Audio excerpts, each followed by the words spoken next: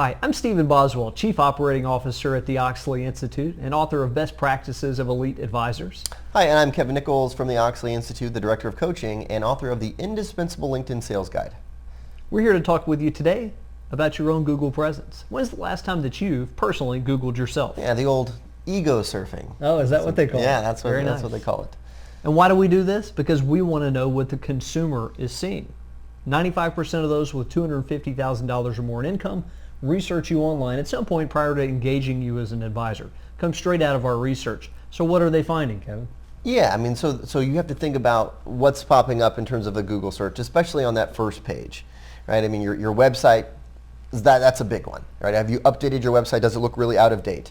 So action steps, Kevin. If your website's out of date, what do you do? I think you need to, obviously if you're with a bigger firm, you need to probably pay for more an upgraded website. A lot of them have different templates, and I think it makes sense to invest in your website. If you're not, you're more independent RIA and you can hire a company to do so, do it. It makes a ton of sense. It's going to cost you some money. You may not want to go through it again. It'll be a pain in the neck, but it'll be well worth it. We've done it here many times. Yeah, think about the money that you typically had spent on something like a brochure, right? Spend it on a website. It makes so much more sense nowadays. Social media presence. If you are on LinkedIn, if you're on Facebook, if you're on Instagram, if you're on Twitter, these are all relevant sites to today's consumer. Are they graveyard sites for you? Do you have a Twitter account that you set up because it was the cool thing to do and you never used it again? I think that has a negative effect on your brand, more so than if you were posting inappropriate things. Well, maybe, but right. but you need to be present there. I mean, Steven said have a social media presence and be present. And really, on social media, it's the chatter of what other people are saying about you. That is your brand.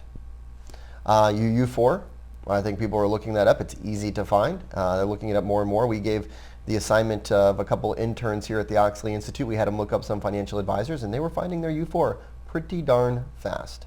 And you got to think, none of this is going to get more difficult to find. That's right. The trend for all of us as consumers is that things get easier to find. They're more transparent. You know, for financial advisors, you have to think the ratings of financial professionals, no different than what the transition you've seen in healthcare. You can find a rating on a doctor so easily now. The same was going to hold true for financial advisors. Hasn't happened yet, but it will. And we need to be able to manage our online reputation.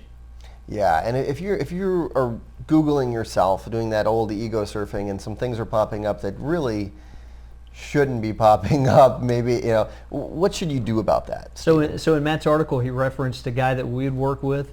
He was asking us all about his brochure, and we shifted gears and had him looking at his digital presence, far more relevant in today's environment. And we find out very quickly, page 1, top of the page, his arrest record, a mugshot of a marijuana conviction back in college.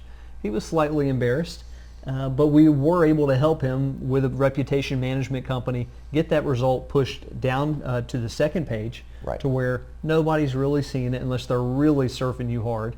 And it was a game changer for him. And that's on the negative side of it. Now, and only 86% of people look at the top 3, or actually 6% look at the top 8 posts. What was that stat? Yeah, that was a great stat, right? 86% of people look at the top 8 posts on a Google search. So if you can get to that second page, you're clear. Yeah, exactly. Clear. And this is very doable.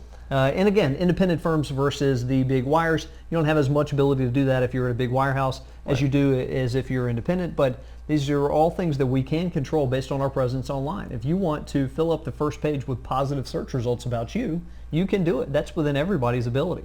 So your brand is no longer what you say about yourself. It's what Google says about you. It's what your U4 says about you. It's what social media says about you. And you got to take control of that.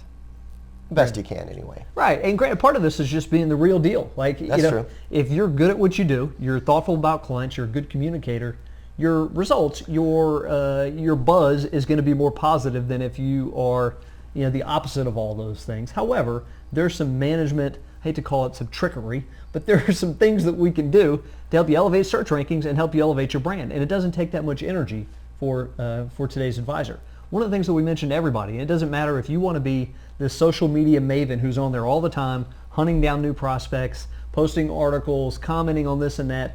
You don't have to be that. But every single advisor who is looking for more new affluent clients should have a robust profile online. What do you think, Stephen? What are your thoughts when you're working with a financial advisor who does not have an online presence. And because you research them, right? You look them up. We do, and we think old school. Like I think old school too. You know what? I had a conversation with an advisor a while back, and I'm looking him up, and he's telling me, my first pet peeve with LinkedIn is that I don't really want a profile photo. That's a profile photo. He told you, I remember you said this, that he felt like a real estate agent with a profile photo. Yeah, and that's, for one, what's wrong with being a real estate agent? Number two, right. If I'm looking at this and I'm younger, I'm thinking this guy is a little bit out of date with his digital presence. Out of touch. What else is he out of date with in his business? Is he using the latest financial planning tools? Like, well, what kind of relationship would I be getting into if I were to hire him as my advisor? Same thing that earlier this week, two of us here in the office were making contact with the same person at another firm, and both of us came to the same conclusion. Yeah, did you look that guy up? And the other one said, yeah. What'd you find? Nothing. I'm not sure he even has email, right? Yeah, it makes me think that they might be hiding something. It's like, what's going on here? So your presence is digital. We have to accept that, we have to embrace it, and we can improve it. Good. Much better.